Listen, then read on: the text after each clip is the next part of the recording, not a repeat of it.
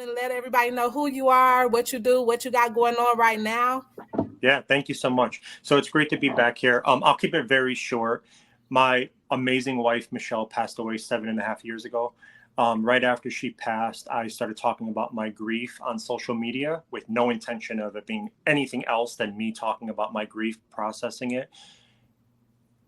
People took note. I don't think they were used to a 31-year-old man pouring out his heart and his soul in that way. And they also started to take note once I started to evolve, once I started to want to find some hope, find life again. So a couple of years in, I wrote my first book, started coaching. It's been 7.5 years. I am now a full-time author, coach, and speaker. And again, honored to be with you guys again. Thank you. Thank you, John. And so, for those of you who are just tuning in, this is a live session, and the beauty of that is we want to interact with you. So, I want you to drop in the comment section if you are here. Let us know where you're from. And if you are a widow, let us know who you're honoring, the person that you miss, the person that you love, and that's not here with us, because we are here to support you.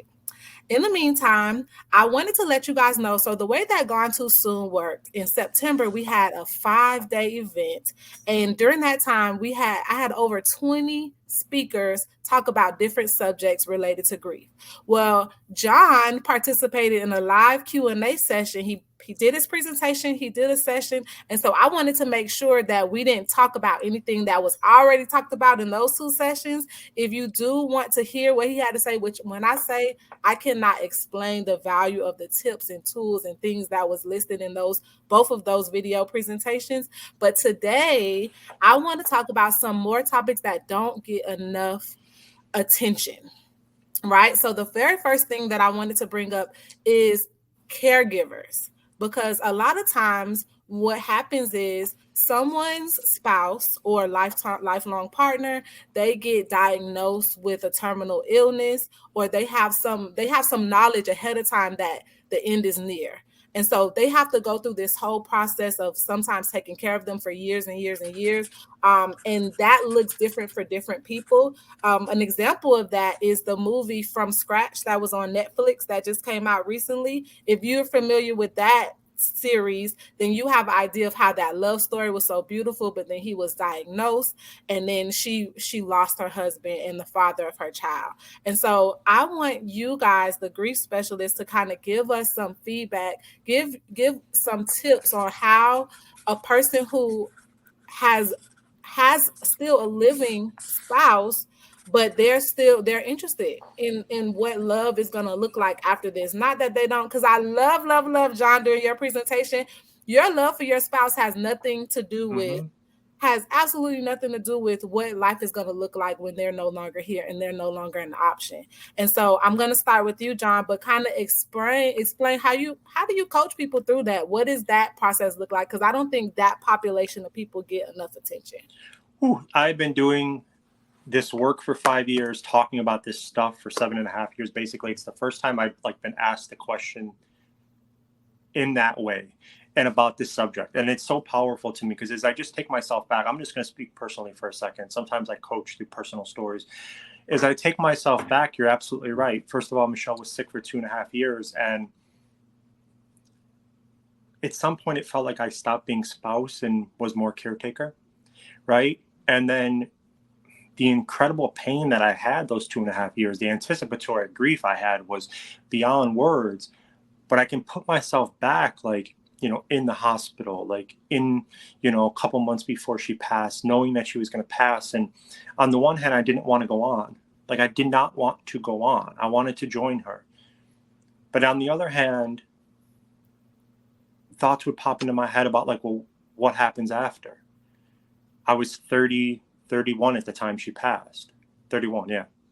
So the thought of, will I ever live again? Am I going to spend the rest of my life alone? These thoughts, all of them, not wanting to go on, but thinking about life after she inevitably died. Would I spend the rest of my life alone? All of these thoughts were happening at once. And I don't know that I've ever actually thought about it until you just asked the question. It is a mind expletive to have all those things going on in your head at once as the person that you love with every inch of your heart is dying. Thank you. Thank you. And Sharon, I also wanted to mention a book that came out too called The Future Widow, where this woman was talking about how she kind of wore that as a scarlet letter because now the community knew that her husband was sick and could pass away at any moment. And she had to still keep living, taking her kids to school, doing the things that she had to do. So, what is your perspective in your coaching experience with people who have that in addition to the already grieving experience of losing their loved one? John, my heart to yours, man.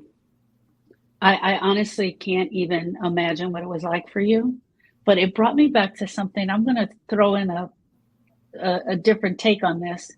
So my very best girlfriend of 15 years passed away a few years back, and she was sick. And I didn't think of, John, I want to throw this out. I'm sorry. I'm going to ask you a question, Joy, I promise. Is that I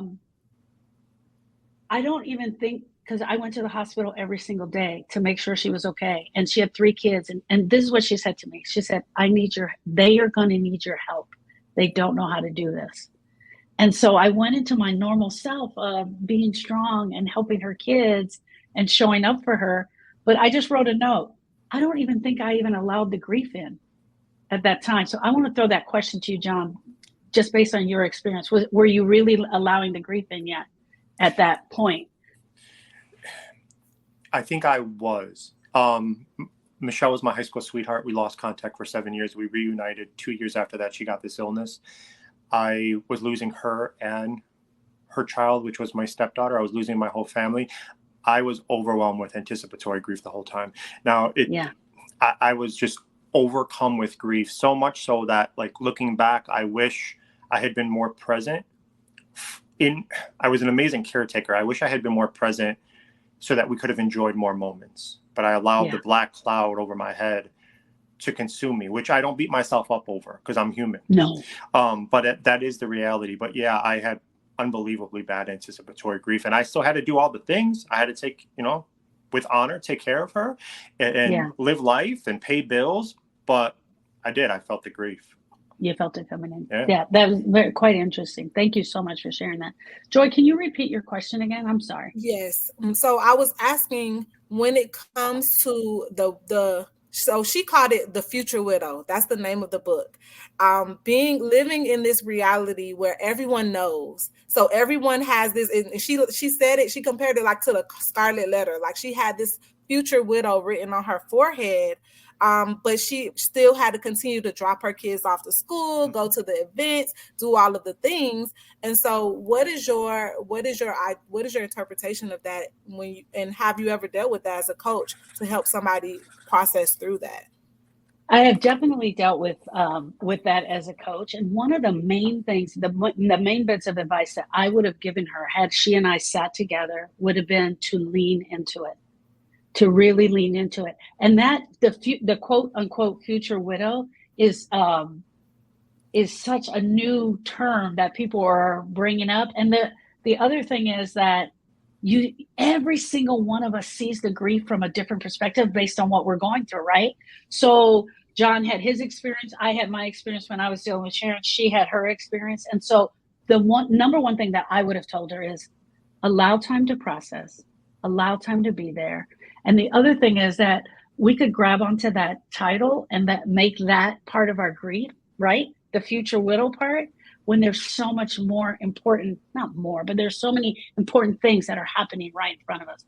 Just like John said, he was trying to juggle both at the same time. And so the other thing that's very interesting is what society does to us and the labels that they put on us, or we walk into the room and it seems like we're carrying the sign. Because the thing that is, I would imagine what she was experiencing is that people were treating her different. They were saying things that she never heard before. They were putting things out there. And it adds to that already heavy bucket of grief that you're already carrying. And so, Dr. Michelle, during the Gone Too Soon retreat, 2 of the presentations that took place, one was She Was More Than Her Death, that talked about, people focus so much on that one thing, the illness, the death, the sadness, that they don't really understand the wholeness of who that person was. And then the second one was how do you do friendship? How do you support a friend that's grieving? But the twist was she used it as you're the griever, you're the friend. How do you, as a griever, still maintain those connections with people? And in this situation, when you're a future widow, people treat you differently because they don't know how to ask about how your person is doing, or how to pretend like things are normal when they can imagine what you're going through. So what is your perspective, even considering that, Dr. Michelle? Well, I want to start with the perspective that I was a partnership support facilitator in a group for hospice. And so most of my experience comes out of that. My own experience was that my husband left me and we got divorced. That's very different from losing somebody to death. But I learned a lot from the people I worked with. And I'm sorry that my screen in my video keeps on freezing, but just listen to me. And hopefully I'll keep my face in a beautiful expression when I freeze. What I learned were the biggest challenges is that sometimes the caregiver spouse was so caught up in dealing with all the demands of caregiving, getting them to the doctor's appointment, always encouraging them to, try some new medical treatment, trying to keep them alive. What they missed was that opportunity to really discuss with their spouse what it meant for them to be dying and how they felt about you being without them, to have that conversation before that person passes away. That was the biggest regret, was that conversation didn't happen. So if I pass on anything, it's have that conversation. And sometimes, the person who's dying does not want to talk about death. Yeah. You have to respect that. But you can at least talk about how you feel about losing them. And I know that you might not want to do that because you feel like that's adding extra burden.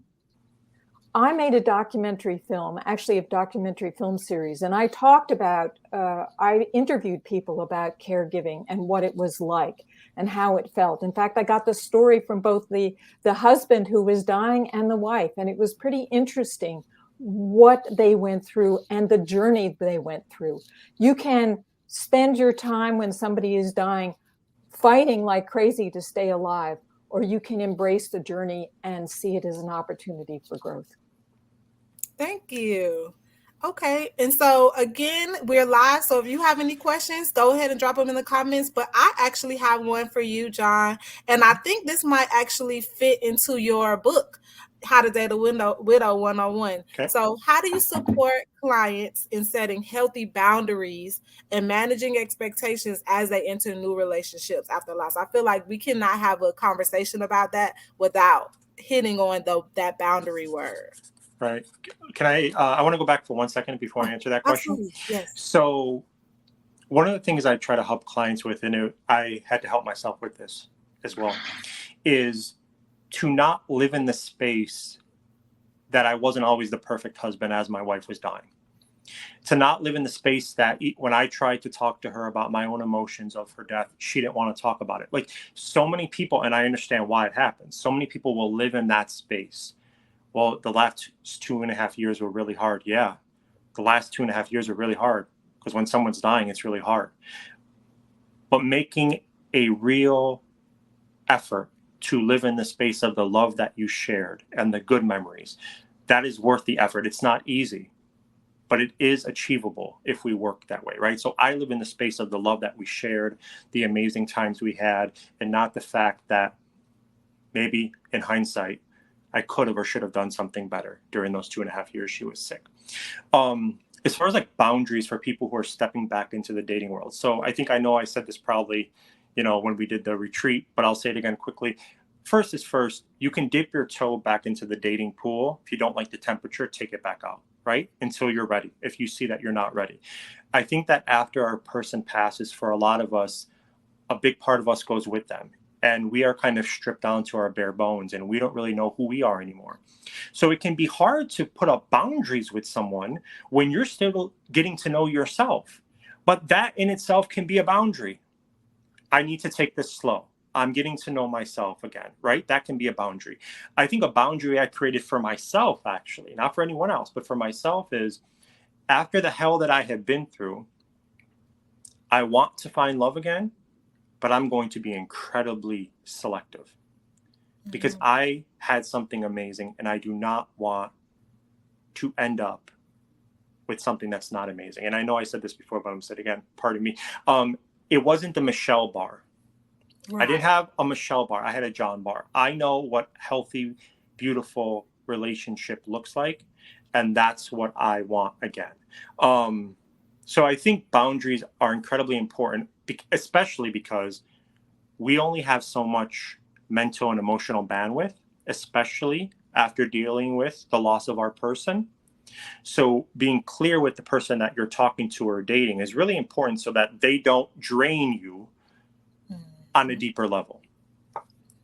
Okay. And I will say that before I switch over to any new subject, if you guys just put like one finger up so I can make sure to allow you to double back on anything that anyone else has said, I'll definitely acknowledge that.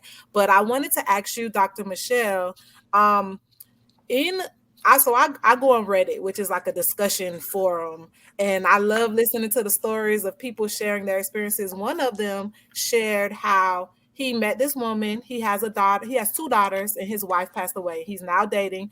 They were both on the same page. She understood, what procedures or traditions they held in their family, and they were on the same page. But as years passed by, the wife changed how she felt about the things that he was doing to keep his former wife's memory alive. And so one of the examples is on Mother's Day, him and his daughters, they would spend the day at the cemetery, and they would, have like a picnic and share stories about mom because they lost their mom.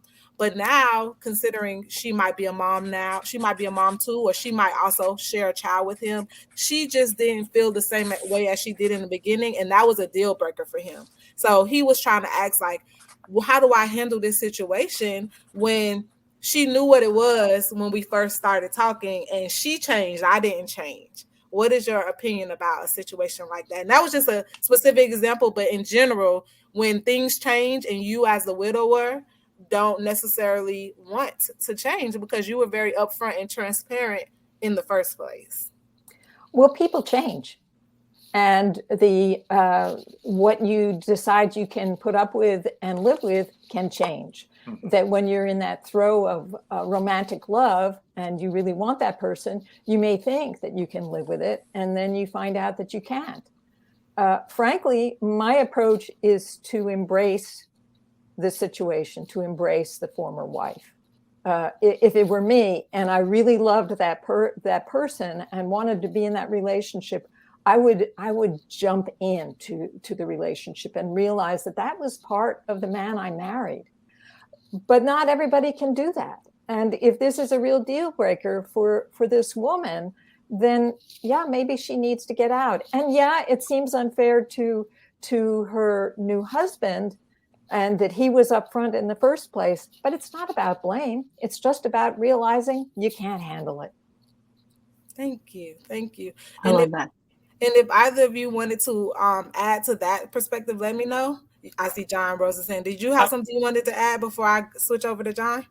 Yeah, I'll let Sharon go first. Go ahead. So I agree with Dr. Michelle. I think that was a great answer. And people do change. But I actually want to hear from John before I answer, because John, I wanted to know what advice do you give people, like when, and I don't know your current situation. So when you start dating, are you judging by how the person accepted Michelle, and is Michelle in there? And the only thing I can keep going back to is I've met with numerous clients that are newly widowed, and they're starting to date. And one in particular, she wanted all the pictures down. She doesn't want him to talk about it. That is the only way she would come in, and he allowed it. And he's miserable. Yeah. He's dying. He feels like part of him is dying inside. So my question is it a two, like, people, are you freely, do you judge it by whether I get to talk about Michelle or not, I guess? Yeah, it's a great question. So I'll tell you, I've been in a relationship for almost 2 years now. Next month will be 2 years. One of my boundaries, or I guess you could call it a red line, whatever verbiage we want to use here, is I refuse to be with anybody who was jealous of my deceased wife. Now, when I met Allie, again, we've been together almost 2 years. I was about, I don't know, 36 at the time. She was about 29 or so. She hadn't been married. She hadn't been engaged. Okay. I was a widower. She never, ever showed signs of jealousy. Did she show signs of, John, I don't understand. I don't understand how you tell me and the world, because she would see my social media, how you will always love Michelle with all of your heart and you will always miss her. And in some form, grief will walk with you for the rest of your days. I don't understand how that can be true and you can still have the capacity to open your heart up again, to love somebody else and love them the right way and love them fully. I don't understand. So she didn't come to me with jealousy. She came to me with confusion. That's okay. That I was willing to work with. If she had shown jealousy, I can't do that. I can't, because if I do that, if I stop talking about Michelle, if I take down pictures I don't want to take down, resentment is going to build. And starting a relationship where I'm resenting this person because I can't say the name of someone I loved with all my heart. It's my dad passed when I was 24. It's the same thing. Like if she said, don't ever say your dad's name again, I'd be like, what are you talking about? Right. So I think that that's absolutely, I mean, it's a no-go, because if we look at how that's going to affect the relationship, it's not going to affect it in a good way. Yeah. Yeah. Well, one of the things that I definitely agree with you. And I think that this is something that's really true. And it kind of, we have to say it out loud. You could be dating someone who has lost their partner, and you could be jealous of that person that they lost. You would think that that wouldn't happen, but it's absolutely a human response to loss that absolutely 100% will happen. Do you know, I have to just, I don't want to go too off track because Joe knows that I can ramble, but I have to just tell you a quick story. I was 22 years old. I was sitting around the table with my mom and my sister. My mom said, I want to introduce you to a widow. I said, well, Mom, I'm 22. I don't think I want to date a 75-year-old, right? She said, no, you idiot. She's 24 years old. And I said, I will never date a widow. And my sister looked at me kind of appalled, and she said, why not? And I said, because I'm not competing with the dead man. So just as Dr. Michelle said, change is possible, and people change, absolutely. But we can also change for the good. We can grow for the good as well. Yeah. Yeah. I love that. Love that. All right, we have our first comment from the audience. It says, in 2017, I was the unexpected widow. I got called to come to the hospital to find out my husband was gone. That was the beginning of my roller coaster of emotions with no direction. I never thought about another love, but just adjusting to this new life.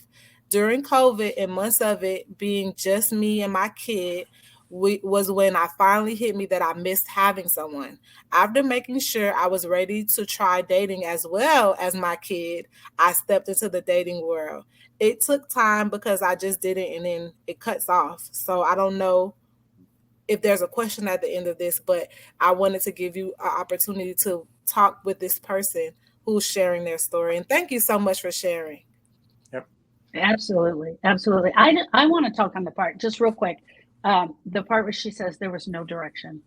I think that's huge, Joy.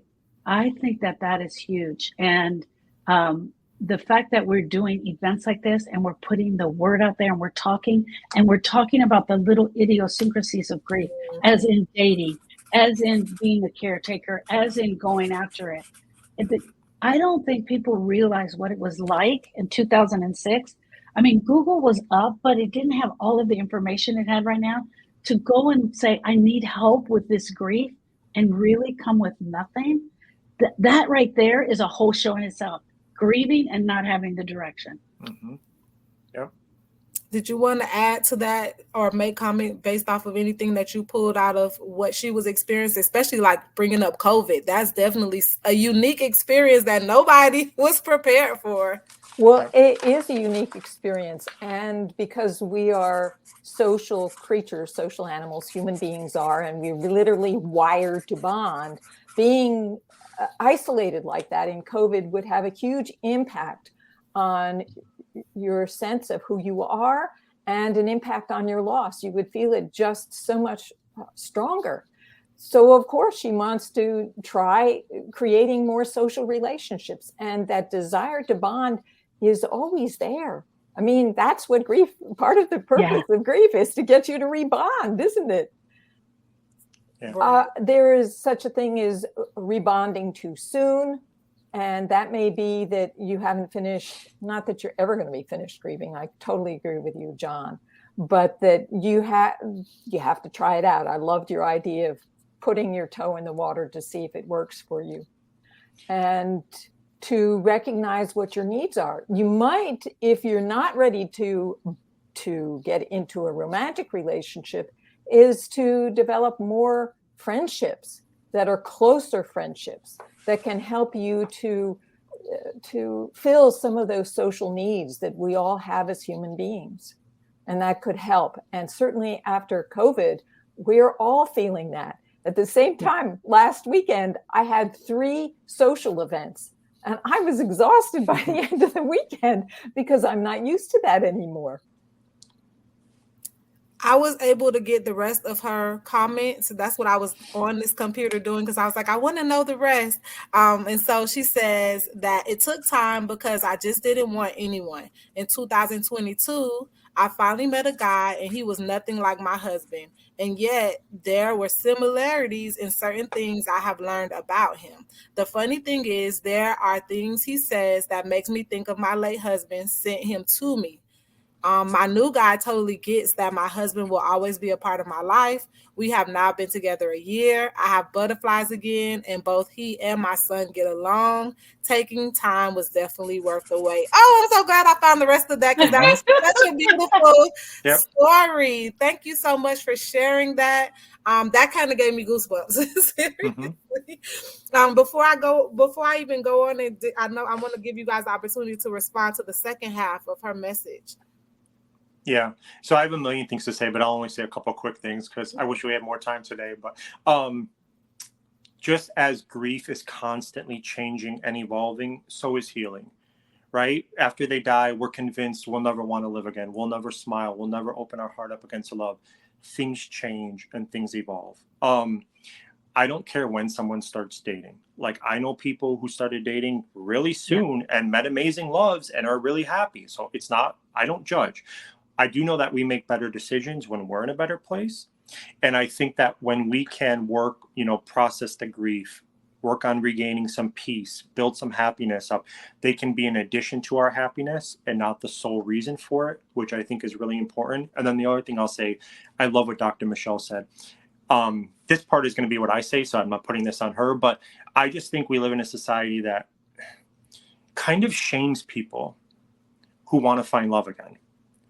And we're human. Like, when we were born, we were programmed to desire community, family, friends, and yeah, for most of us, romantic love. So if you want that again as a widowed person, there's nothing wrong with that. There's absolutely nothing wrong with that. Thank you. Thank you for sharing that. And so, and I appreciate that beautiful story. And I don't want to take away from that, but I want to be able to, like you said, as a society, there's so many taboos and stigmas and things that people don't touch that I feel like needs to be processed and need to be kind of, especially in families, it doesn't need to be publicized, but it needs to be transparent when it comes to the family unit and people having to tiptoe around certain things. So my question is, one of the speakers in the Gone Too Soon retreat contributed to a book called A Letter to My Abuser. And it was expressing how her brother abused her, but when she wrote the book, when she contributed, it was one of those books where a bunch of different people contribute. When she contributed it, she reached out to her brother's child, her brother's wife, and she didn't publish it till after he had already passed. And so that was a very complex situation that a lot of people didn't really get to process. And she was still able to still maintain relationships with people who adore her brother.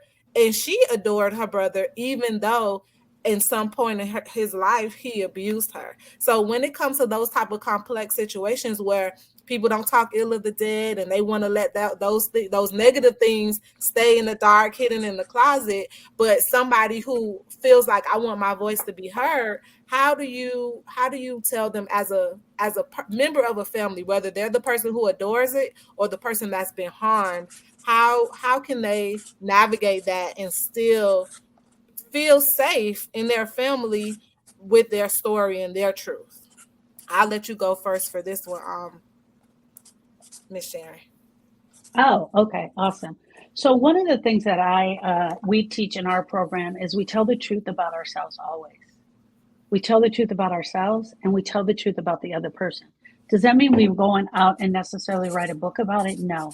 But I love the fact that she reached out to her nephew, a niece or nephew, and then his wife, that she got a chance to have that conversation with them first. Because here's what happens. A lot of times with the griever, we want to enshrine them and make them out to be this perfect person. And I think that comes from the don't speak ill will of the dead, right? So it's hard for us to tell the truth about the other person. So we either enshrine them or we bedevil them and we make them to be the worst person that they ever were. So we can be on either side of the spectrum. So when we're telling the truth about ourselves, then I also have to say, he hurt me. I'm broken.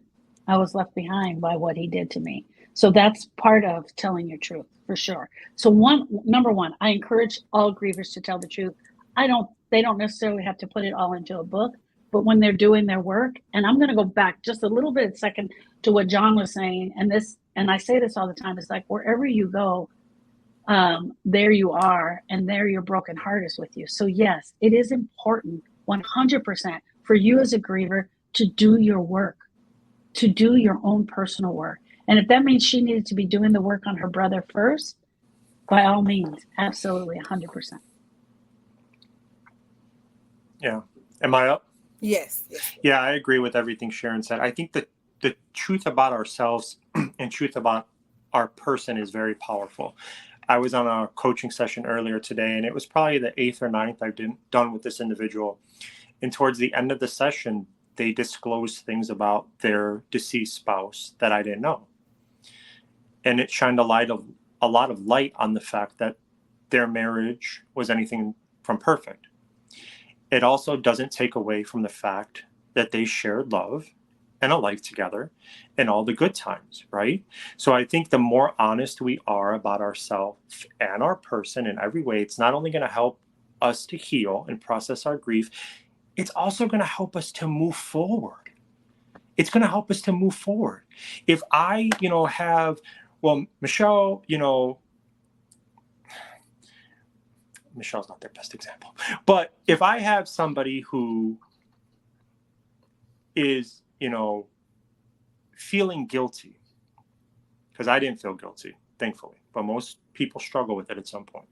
If I have someone who's feeling guilty because they're stepping back into life, they're smiling again, etc., it might be helpful for them to admit, A, the pain that they've been through and that they deserve to smile again, but also B, that, maybe their person had some flaws as well. I see this all the time with people who have been abused or who have been cheated on. They hold themselves back because, their person died. We've been through enough in every way, and now we need to step into it. So I think being honest with yourself in every way is the true path to healing and to a better life. I love it.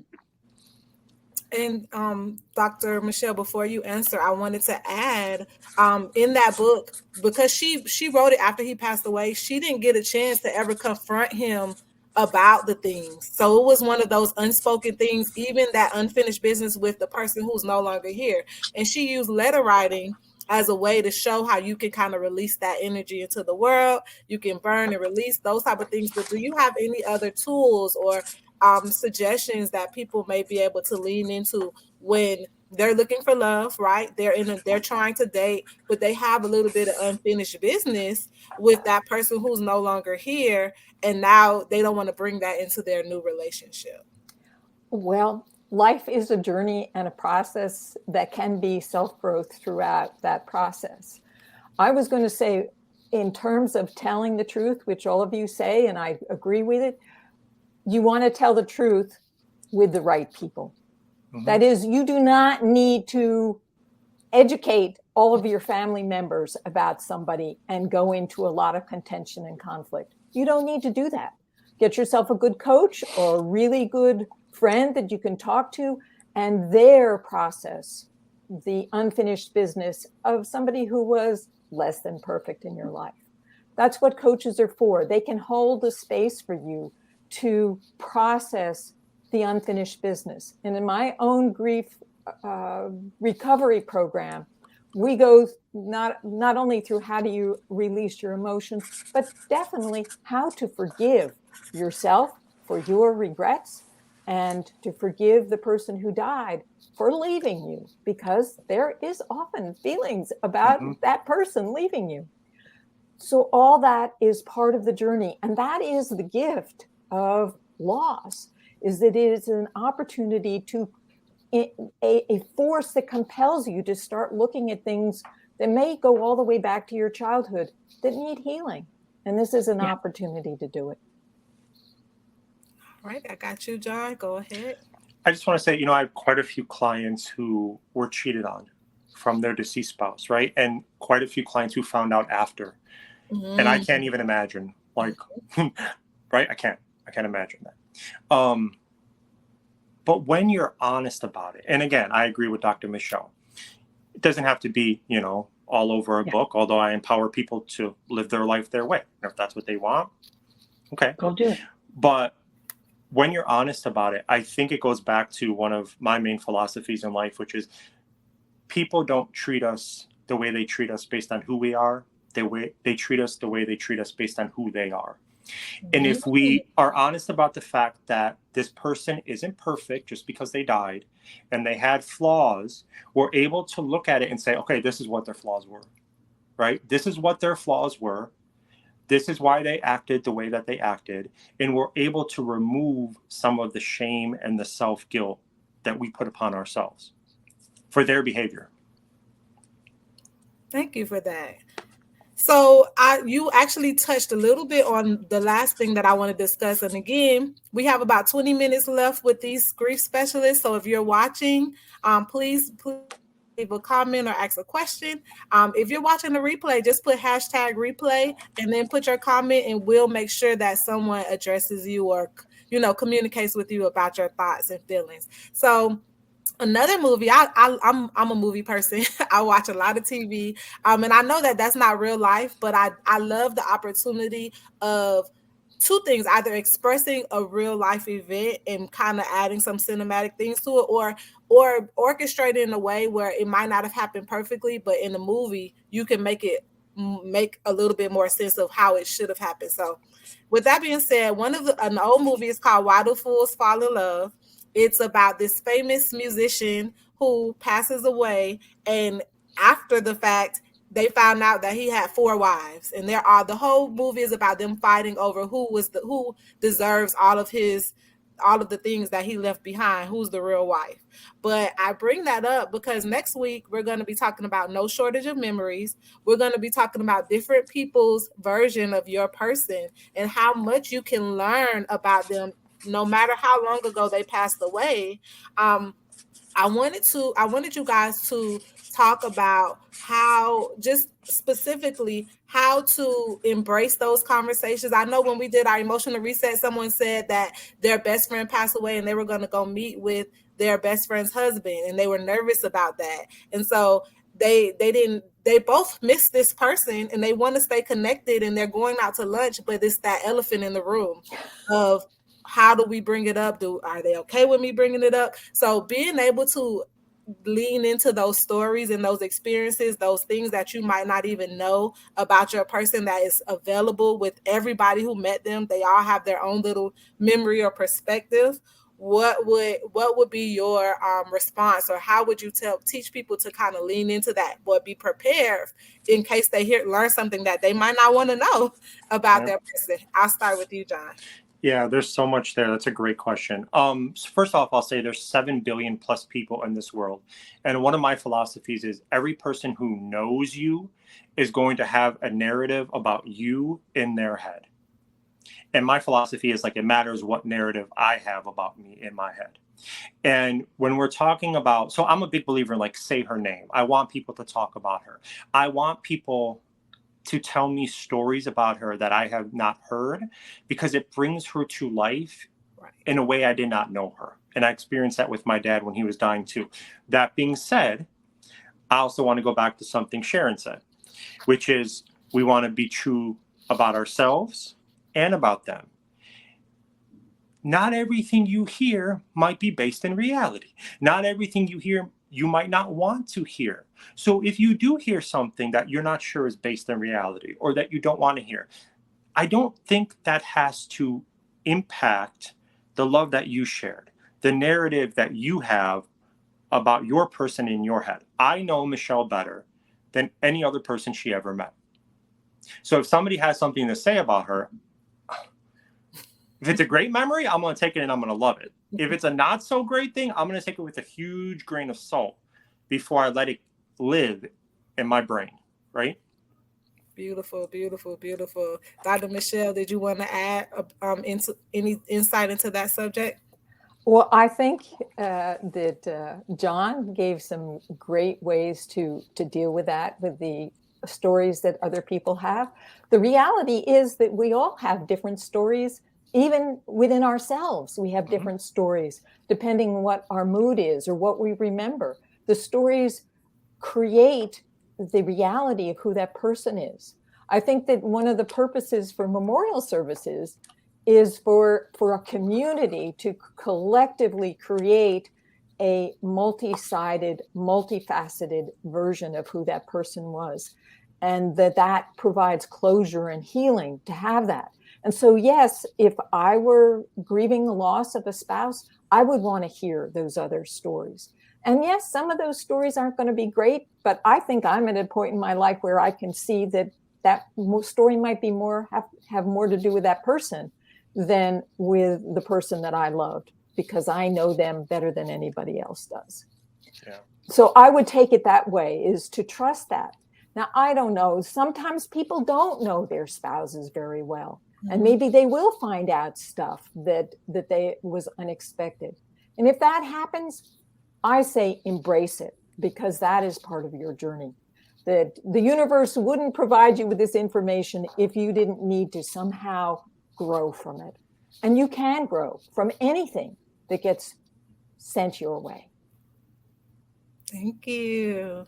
And before we wrap up, I definitely want to get your perspective, Ms. Sharon. But just to let you guys know, a lot of these topics tie in together. And that's what was so beautiful about Going Too Soon, is that little pieces of this, how to support a grieving child, because children is a big part of dating again and love after loss. You have to really, we could do a whole hour-long session just about that alone, because we have to, number one, acknowledge the child that's grieving. Then we have to figure out if this new person is going to fit in your family and kind of conform to what's going to be positive for you guys. So I just wanted to, I know that you, in your closing, you're going to mention, the program that we're running, but I wanted to also give you an opportunity to answer the question before about just having these conversations and keeping their memory alive and opening up the door for people to say things about your loved one, even your new person who never met your loved one, but now you've been telling them all of these things about them, and then they turn around and use your words against you.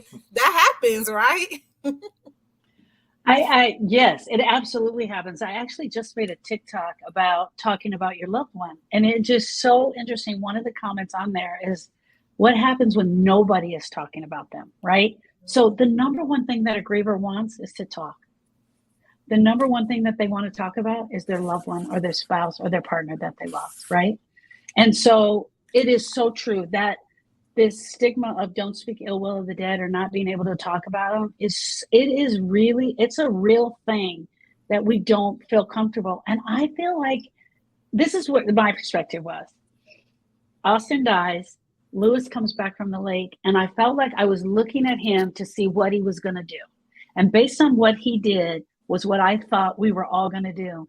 And he walks in the door and he said, my son, Austin, is gone, but we will never stop talking about him. I want to talk about Austin. And I'm telling you guys, it set the tone for our healing journey, for who we are as sisters who help grievers.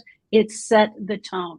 So number one, it has to come from you. You've got to be talking about them. Just as much as John is sharing Michelle with us, I talk about Austin often. I talk about Sharon. I talk about Donovan. We have to be the ones, because the people around us in society, they're looking to us, because they approach us, Joy, and they're like, well, I don't want to mention Donovan, because what if I make her cry? So what if you make me cry? Right. I'm crying every day anyway without you. But now I have this space to come out and talk about Donovan. And I love hearing stories about Donovan that I didn't know. But one of the things, and John alluded to this, and so I'm going to go a little deeper with this, is, and this is the one thing that really, Eric and I just did a podcast on it, is about when the person acts like they're the authority on your person. Well, Donovan wouldn't want to eat that. He doesn't like that thing. And it's like, don't be so sure that you absolutely know someone's person and the thing about them. So, so many topics here. I want to mention something else, Joy, that you talked about. All the TV shows you watch. I don't know when you get to watch TV, girl, because I'm so busy. I never get a chance to watch TV. But isn't it interesting? I'm going to put this to John and to Dr. Michelle just real quick. Isn't it interesting? As a society, none of us are wanting to talk about grief. We don't feel comfortable having the conversation. Yet every movie that we go to watch, every show we watch has a grief undertone to it. It's almost like it's set up that way so that you could get your grief out. I mean, I've been seeing a lot about Up, the cartoon Up. Grey's Anatomy is one of the things that Erica goes back to all the time. You can't even touch that show without it being a grieving experience. So for anybody who's grieving, who doesn't want to be processing, don't go to that show, because they're going to touch it. But it's interesting, as us as a society, we won't talk about grief, but we'll go watch a movie about grief every day long. So there's so many areas we could go in. I think I just tapped John with all these subjects. So I don't know how you're going to get them all in, John. I just threw them all out at one time. I'm going to say two things real quick. The first is, I absolutely agree with you. One of the things I say is, when we empower ourselves to grieve the way that we want to grieve and need to grieve, such as speaking their name, we're setting the stage. So now we're empowered to start healing our own way, rebuilding our own way, and eventually living again our own way. And the other thing I want to say is, I actually had the reverse happen to me. So I used to be obsessed with movies. And then Michelle died, and I'm like, I don't want to watch movies anymore. First off, I lost my attention span. But also, I'm like, I don't want to see 2 hours of a widower. I'm already living the reality, right? So for some people, like, they will steer away from that. And I think as long as it's for the right reasons, it's healthy. Like, I was still processing my grief. I just didn't want it in my face. Yes. On the big screen. So.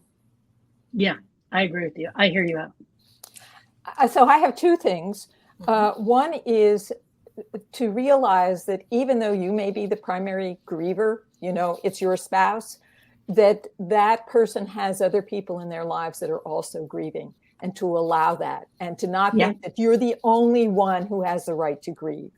So that's also sharing this story. The other thing is that when I lost my parents, actually my mother, I went off to a retreat, and I was able, because there were a lot of people there, I was able to tell my story over and over and over again to different people and hear how they handled grief. And that saved my husband a lot, because if he had to hear as many times as I wanted to tell the story, it might have been a little bit of a strain. So I want to encourage people out there, when you're grieving, to not put it on just one person, but to share the wealth. Yep. All right, so we're about to close up. Dr. Michelle, please let everyone know. And before you let everyone know how to reach you, you will be back with us in August to talk about your presentation topic, grief and dreams. So I definitely to let people know, go ahead and get the Going Too Soon on demand, so you can watch some of these videos and see how the things tie into each other. What excited me is when I reached out to everybody, most of you didn't know each other.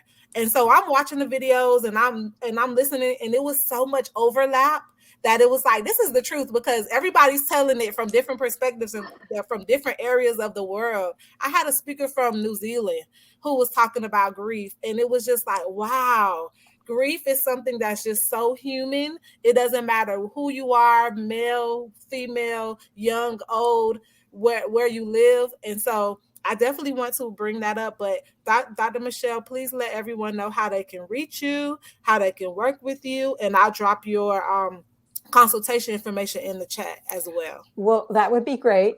And what I wanted to say is the easiest way is to get my free mini book. It's a illustrated guide to 6 essentials to grieving well, and you can find it at griefessentials.com. And once you get into my system, I can tell you about the once a month free grief workshop or class that I offer, and other opportunities to engage with me, including how can you get a session, a free 15-minute consultation with me. So that's the best way, is go ahead and get the cute little book, because it's great. It has follow-up emails, and it can really get you started. And if you don't use it for yourself now, you could use it for somebody else later. Thanks. All right. And then John, tell everybody about your book, How to Date a Widow 101. Yes. And then I also have your workshop. I have it linked up here as well. Yep. So the easiest way to access anything of mine, coaching, my 4 books, social media posts, podcast, is on my website, which is up, johnpolocoaching.com. My 3rd book is about dating as a widowed person. It's for the widowed person to read first and then to pass to a love interest. My 4th book is about the way that we speak to grieving people in this society. And then again, I have podcast and coaching and groups and all that good stuff. Everything is on my website. And in August, you have the Love After Loss live workshop that you host twice a year, right? Yep, my virtual workshop is in August, Love After Loss. So if anybody is interested in that, you could sign up today. Thank you. Oh, that's awesome. Thank you. All right. And I'm going to drop the link for them to get some coaching from you too, Miss Sharon. But go ahead and close us out about Gone Too Soon. And I'll also drop the link of how you can get access to the on-demand version. I cannot stop talking about Gone Too Soon. It is going to be an amazing event, and continuing these interviews, meeting with Dr. Michelle, with John, getting out there and us just having this conversation. We have to keep talking about grief. We have to change this conversation. We have to be there to help people who are grieving. We have to learn how to grieve as a society. And Joy, again, thank you so, so much for having the wherewithal to put a program together like this. And thank you for continuing to bring back information you've already gathered with the Gone Too Soon on Demand. I'm just truly honored to be a part of this. It's just been so much fun. And I just want to say to everyone out there that's grieving, we see you, we are you, and we would love to help you. Thank you, friends. Thank you.